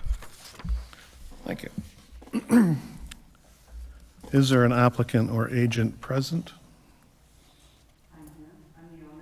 Okay, thank you. The owner is present. Any questions from the committee to the planner? Does the agent, applicant, owner have anything to add? No. She indicates nothing to add. We have a recommendation for approval before us. Can I get a motion from the committee? Chair, did you I'm sorry? ask for information to public? Is there anyone present or online that wishes to speak to this application? Hearing none, we have a recommendation for approval. Lisa. I'll move to approve. And Lisa will second. Lisa will second.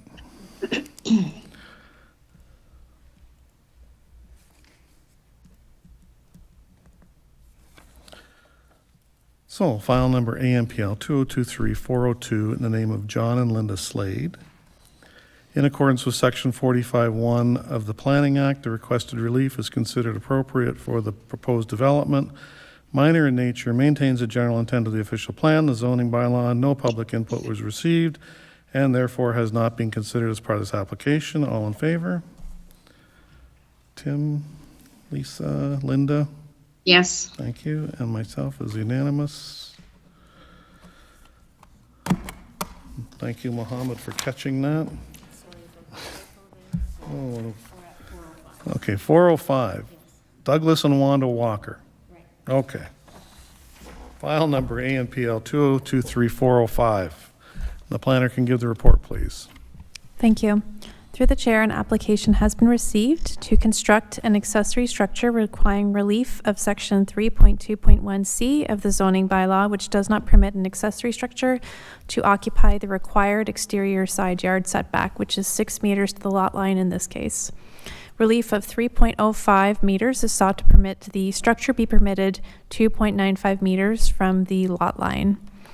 The subject lands are a corner lot located in Waterford, with an approximate area of 930 square meters on Duncombe Road. They are designated urban residential and zoned R1A. The subject lands are occupied by a single detached dwelling and detached shed. The property abuts an agricultural used parcel to the rear and is adjacent to the Waterford Greenwood Cemetery located across Thompson Road to the north. Broadly, Section 1.1.1 of the PPS includes efficient land use patterns and avoiding development which causes environmental or public health concerns as ways to sustain healthy, livable, and safe communities. This language on efficiency is carried through Section 6.4C of the official plan, which requires that urban areas develop with efficient land use patterns. It's my professional opinion that the proposed location maintains a portion of the intended setback from the exterior side yard, while also accommodating amenity space in the rear yard. In considering the distance of the proposed structure to the intersection of Thompson Road and Duncombe Road, and the proposed height being within the zoning bylaw, and the surrounding land use to the north and east, it's my opinion that the proposed structure is unlikely to be impacted by the surrounding land uses are unlikely to be impacted by any additional proximity of a small accessory structure to the road, such as this, on items such as sight lines or shadowing. In summary, it's my professional opinion that the proposed development meets the 4 tests, and I'm recommending it for approval today. Available for questions. Thank you for your time. Thank you. Is there an agent or applicant? Thank you. Is there any questions of the committee to the planner? Do you have anything to add, sir? Nothing to add? Is there anyone present or online that wishes to speak to this application? Hearing none, we have a recommendation for approval. The wishes of the committee? Lisa moves to approve. Thank you. File number AMPL 2023-405 in the name of Douglas and Wanda Walker. In accordance with Section 45(1) of the Planning Act, the requested relief is considered appropriate for the proposed development, minor in nature, maintains the general intent of the official plan and the zoning bylaw, and that no public input was received and therefore has not been considered as part of this application. All in favor? Yes. Linda, thank you. And that's approved. Okay, so the next one is 4042?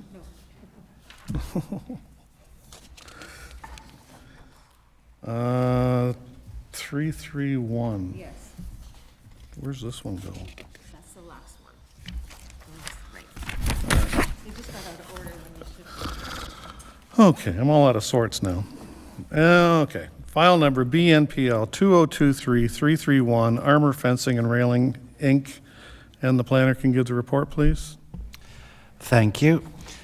Through the chair, an application has been received to sever a parcel having a frontage and width of 15 meters, a depth of 65.67 meters, and having an area of 991 square meters, or 0.25 acres, and retain a parcel having an area of 1,003 square meters as the creation of a residential lot. The subject lands are located on the northern side of West Church Street, just beyond the junction with Simon Court. It is within the R1A zone and is within the urban residential OP designation. The lot currently has a single detached dwelling and has one of the widest frontages in this area of the road at approximately 30.5 meters. The site has a depth of approximately 66 meters and an overall area of just under 2,000 square meters. The subject application will facilitate the construction of a new detached dwelling within the urban area of Waterford. It is staff's opinion that the proposed application meets the intent of both the Planning Act and the PPS. The subject application does not have the effect of proposing a new use which is incompatible with the urban residential designation, but does allow the creation of a new lot within the urban boundary. It is the professional opinion of staff that the proposed development meets the overall intent and purpose of the official plan. The indicative building envelope showed on the severed lot in the submitted concept plan probably couldn't have a detached garage and maintain the proposed side yard setbacks. However, if an attached garage formed part of this development, then it likely could be made to comply with the requirements of the zoning provisions. It is the professional opinion of staff that the proposed development meets the overall intent and purpose of the zoning bylaws. Excuse me, and as such, this file is recommended for conditional approval. By way of an update, staff did receive one public comment on this file on Monday this week, which raised concerns largely in terms of sort of the grading and surface water runoff on these sites and the impact this may have on neighbors. I believe you've been provided with a copy of the full comments. Thank you. Yep, I got some correspondence here. Is there an applicant or agent present for this application? You are, sir. Name? Okay, thank you, Carl. Any questions of the planning of the committee to the planner? Does the applicant have anything to add? Not at this time. Not at this time, he indicates. Is there anyone present or online that wishes to speak to this application? Yes, I'm here. And your name is, please? My name is Brittany Stewart, and I'm the owner of the adjacent property to the west. And I believe that's my letter that you guys are referring to. So I just wanted to speak about my issue being the garage. The proposed dwelling will exist 1.25 meters from property line, and my current garage is built on property line, I believe. So it's kind of in a low-lying area. I don't know if you guys went out to kind of see what the grading looks like. I'm just concerned with flooding of my garage being, well, I guess the runoff or whatever is going to be 3 to 4 feet from my garage. Are there any plans to alleviate that? Okay, let's see if we can find that out for you from planning staff. Can comment?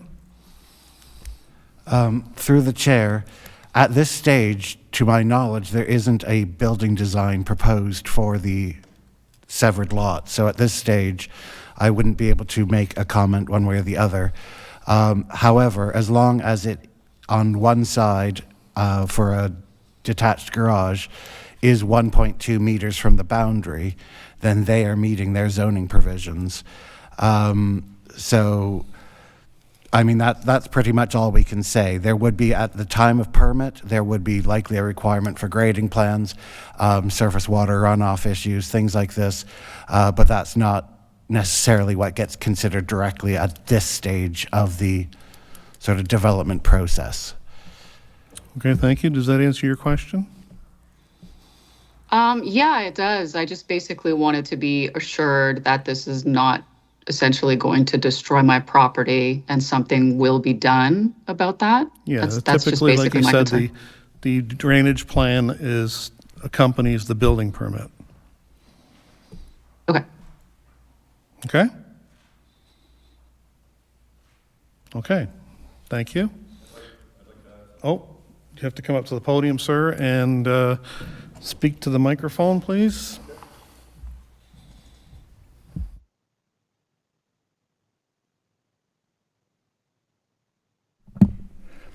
Yes, as far as the grading goes, I do have a generic plan here already.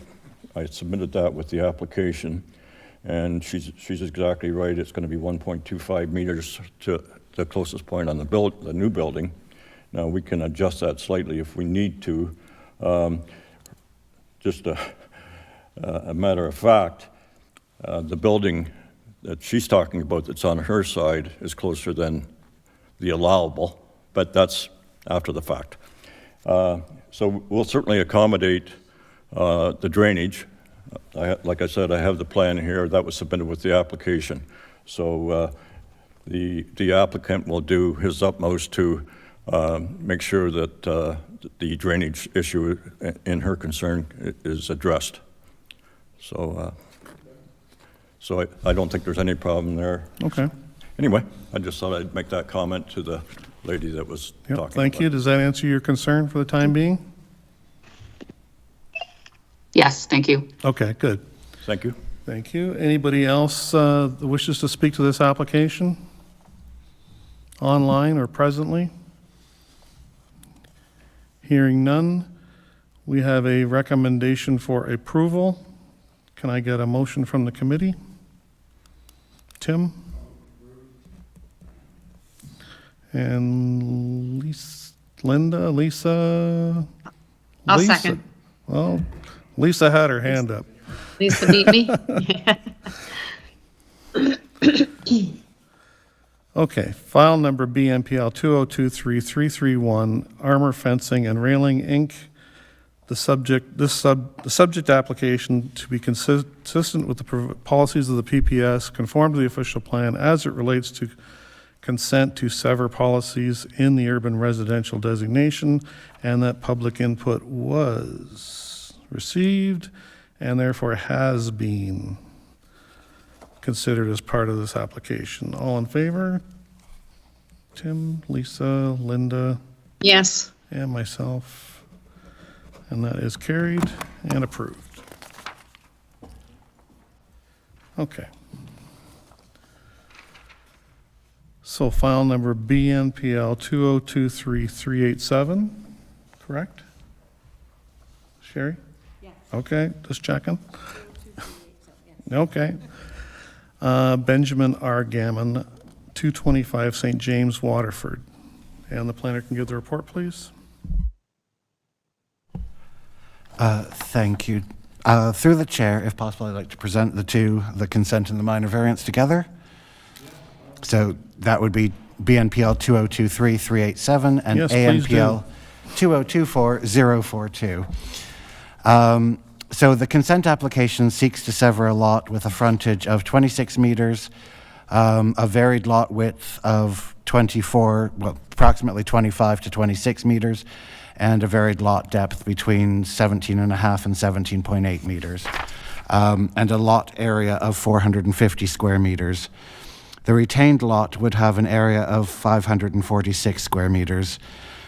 The minor variance application seeks relief of 0.65 meters in lot width to allow a lot width of 17.335 meters, 14 square meters in lot area to allow a corner lot with a lot area of 546 square meters, 1.08 in front yard setback to allow a front yard setback of 4.92 meters, 4.6 meters to allow a rear yard setback of 2.89 meters rather than the 7.5 as required by the zoning provisions, and 2.43 in exterior yard setback to allow a setback of 3.57 meters as a result of a lot severance. The subject lands are located at the corner of St. James Street South and Brown Street West within the R1A zone and urban residential OP designation of Waterford. The lot has a current frontage of approximately 25 meters, a depth of 52, and an overall lot area of 996 square meters. There is a detached dwelling with a detached garage on the site. The subject application will facilitate the construction of a new detached dwelling within the urban area of Waterford. It is staff's opinion that the proposed application meets the intent of both the Planning Act and the PPS. The subject application does not have the effect of proposing a new use, which would be incompatible with the urban residential designation, but does allow the creation of a new lot within the urban boundary. It is the professional opinion of staff that the proposed development meets the overall intent and purpose of the official plan. So the retained lot has an existing legally non-conforming set of deficiencies. So that is the deficiency in lot frontage of 0.65 meters, the 1.2 meters in front yard setback, and 2.43 meters in exterior yard setback. These are considered to be minor and appropriate given that they're legally non-conforming status. It should be noted that following review by the zoning administrator, the front yard setback has been changed to 1.2 from 1.08 as shown on the public notice summary. This can be changed without a new public process given it is an existing non-conforming deficiency. It is the professional opinion of staff that the proposed development meets the overall intent and purpose of the zoning bylaw. By way of an update, staff have received 3 public comments on this file in recent days. Concerns raised related to the impact on the street scene, increased parking and traffic issues, potential privacy issues, and proposed lot size concerns.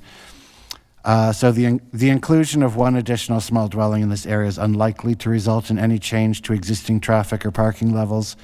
The lot size of the severed lot would meet the minimum lot size for this zone, and as such, in terms of neighbor amenity and including privacy, will have already been built into the setback provisions within the bylaw.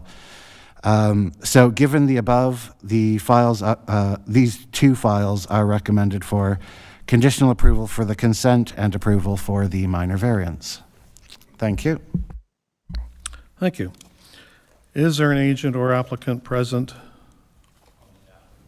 Okay. Do you have an agent with you? No. Okay. All right. So the applicant is present. Is there any questions of the committee to the planner? Does the applicant have anything to add? You have to come up to the podium if it's going to be, if it's simple, like you've got nothing to add, I can throw that in there. Button on the right.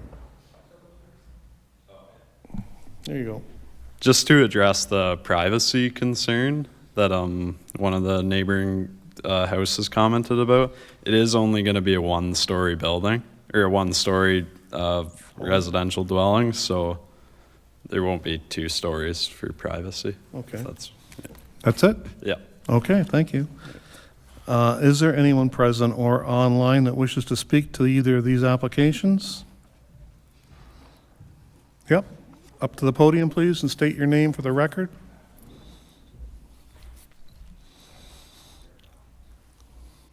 Button on the right. Hello, my name is Joel Gitta. Mm-hmm. I'm accompanied by my wife, Krisha Gitta, online. Well, we've both spent most of our lives growing up in Waterford. Our residence is situated at 221 St. James Street South, just north of the proposed severance. Our property embodies the essence of small town living, offering ample space for family recreation while enjoying the convenience of urban amenities. Allowing such severances would inevitably result in cramped construction that detracts from the charm and value of the neighborhood. And the proximity of this new dwelling, potentially to our fence, raises concerns about privacy, invasion, with potential owners or tenants peering into our backyard and home. Moreover, we spoke about the parking, so I won't get into that part of my my written speech here, but yeah, just in many new developments, houses are tightly packed together, leaving little room for privacy. And while this is attractive to some, it's certainly not universally appealing to all. Preserving the integrity, heritage, and diverse housing options in Waterford is important. Therefore, we urge you to reject this application for land severance at 225 St. James Street South and consider a similar stance on future proposals of this nature. Thank you for your attention. Thank you. Can I just get your name again? Joel Gitta. Okay, did you get it? Yep. Okay, thank you. Thank you. Is there anyone else that wishes to speak to either of these applications, present or online? Hearing none, we have a recommendation for approval, and we will do BNPL 202-3387 first. Tim moves to approve. And a seconder? Linda? Sorry, you're muted, Linda, but I got it. You're still muted. Okay, got it. There you go. File number BNPL 202-3387 in the name of Benjamin R. Gammon. In the planning staff consider the subject application to be consistent with the policies of the PPS and conform to the official plan. Public input was received and therefore has been, has been, we consider it, has been considered as part of the application. All in favor? Linda? Yes. And that's approved and carried. So file number ANPL 2024, 042, Benjamin R. Gammon. We have a recommendation for approval. Tim? And a seconder. I'll second. Linda, thank you. The proposed application to permit relief from the in the urban residential zone meets the 4 tests of a minor variance, and no public input, and public input was received. And was received and therefore has been considered as part of this application. All in favor? And Linda? Yes. And myself. And that is carried and approved. And finally, we have somewhere buried in here a motion to adjourn. Mover and a seconder. I'll move. Thank you, Linda. And Tim. No. And 7 on the button. All in favor? Yeah. Thank you, committee. We'll see you next month. Bye, Linda.